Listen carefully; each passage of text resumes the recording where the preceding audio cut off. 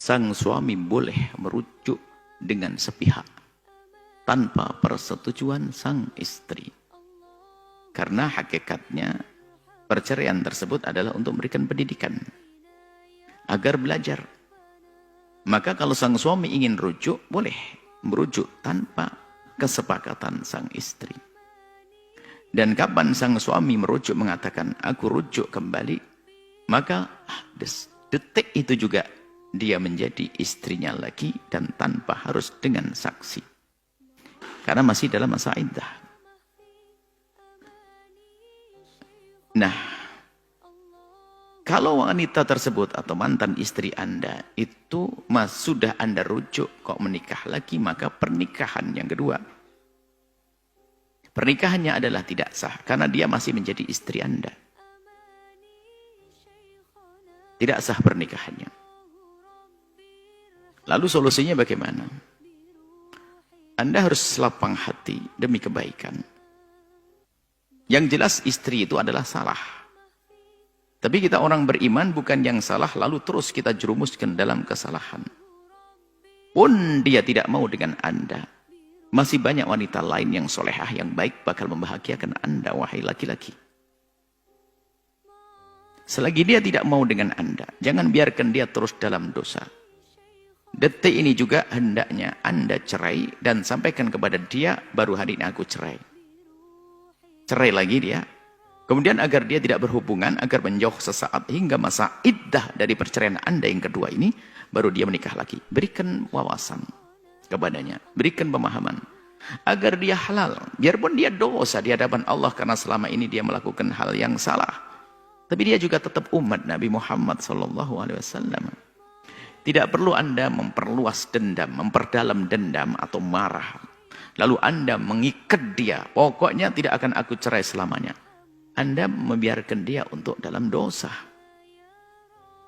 Tanda kasih dan cinta Anda kepada umat Nabi Muhammad, biarpun dia melakukan kesalahan dan dia dosa, tapi jangan dosanya itu berada di dalam dosa yang terus menerus. Hentikan dosa yang satu, dosa dengan Anda selesaikan, tapi dosa kepada Allah, perzinaannya hendaknya Anda pangkas dengan Anda mencerai lalu sampai masa iddah agar dia menikah setelah itu. Itu adalah jika yang mencerai adalah sang suami. Jika yang mencerai adalah seorang istri, namanya khulu. Istri membayar, lalu suami setuju dan diterima ganti ruginya. Maka itu namanya khulu. Maka di saat seperti itu, seorang suami tidak bisa merujuk dengan sepihak. Kalau ingin merujuk, maka harus dengan persetujuan sang istri. Karena namanya khulu', maka itu pun harus dengan akad baru lagi, dengan mendatangkan wali dan dua saksi.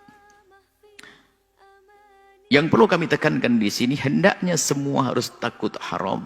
Biarpun kelihatannya pernikahan, wahai wanita yang melakukan pernikahan dalam masa yang sudah dirujuk oleh suaminya, yang harus kita tekankan adalah bagaimana kita rasa takut kepada Allah.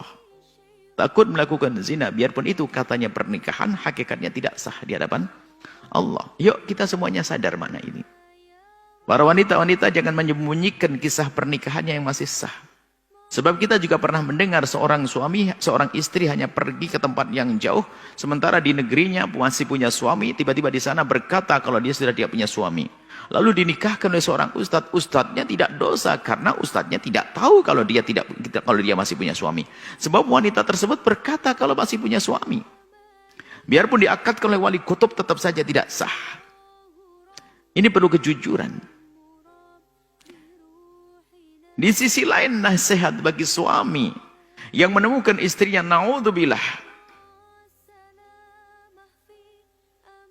dirundung kehinaan dalam kenistaan.